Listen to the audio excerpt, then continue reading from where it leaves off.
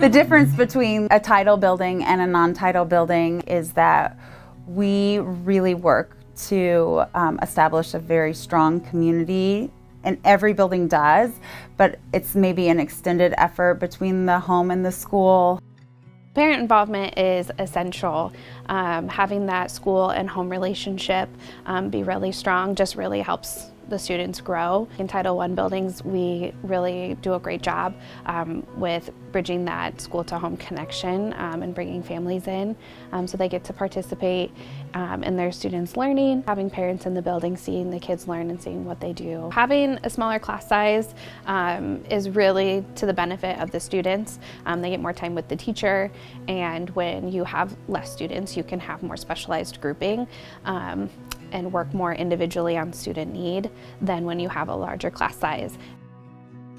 We have quite a few specialists in the building between our EL teacher, our reading recovery teacher, and then obviously our special education teachers and paras. There's a lot of support for students to receive additional instruction. I can collaborate with those teachers as well to say, hey, this is where I'm noticing there's some gaps. Do you have any ideas that I can use? As a Title I teacher, part of my job is to work alongside the classroom teachers to support students' needs. We use data from map testing to distinguish what kids might need a little bit of boost and help, and also teacher input.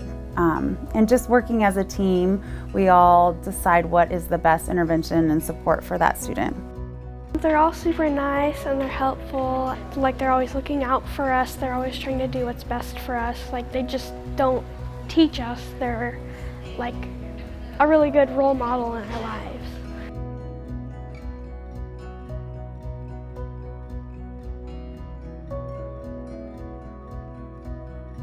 Sending my son to a Title I school was a great idea.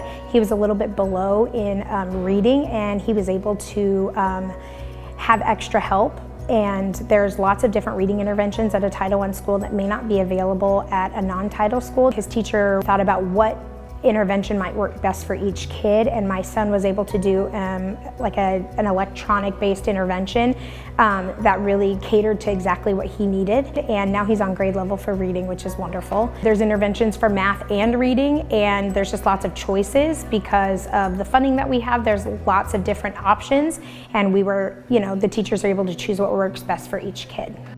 Reading Recovery is a one-on-one program for our first grade students. In addition to the guided reading, they get an additional half an hour to work with a trained reading recovery teacher. We work with our students on reading familiar reads for their fluency. Then we do some word work up at the board to help with their phonological awareness. We also have some writing. What's really exciting about the one-on-one program is that we get to see it every day. We see their growth, and you can see it on the kids' faces. They grow to like reading better than when they started. They believe in themselves as a reader, so it's a great program. Jumpstart starts with our incoming kindergartners. If they meet criteria, they're able to come in the 2 weeks prior to school starting in a smaller setting. Allows them to just get into that routine and start learning some of the different things in the classroom.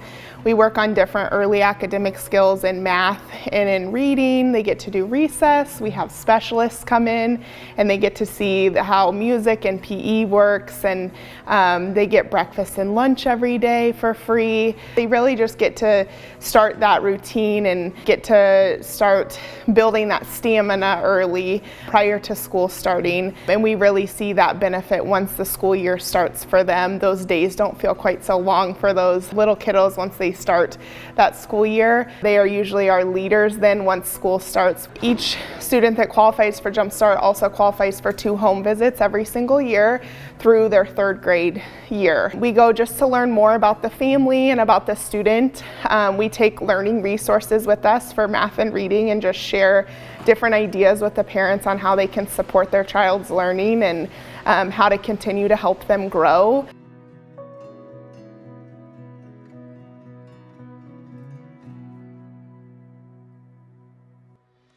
Preschool is such an important thing that we can offer kids, and to have it in a Title I building kind of levels the playing field. It gives kids an opportunity for experiences that they may not otherwise get. Those early years are so important for laying that foundation for success in school and later in life. The focus for preschool is usually on academics. Even more importantly than that is the focus on their social emotional development. If they learn how to get along with others, if they learn how to problem solve with their friends, if they learn how to manage their feelings, that's only going to help them when they're learning those academic concepts. That will help them when they go to kindergarten.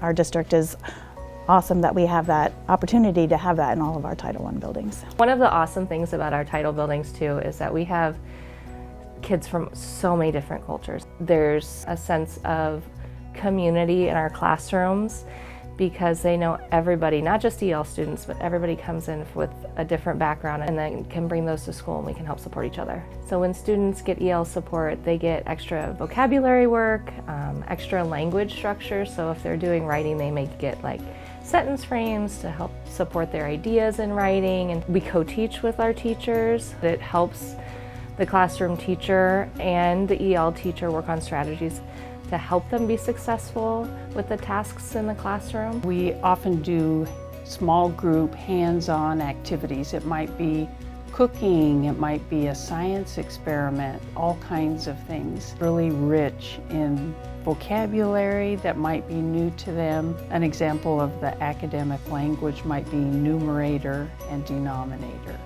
When I go into the classroom, you can encourage them to use their English, encourage them to interact with classmates.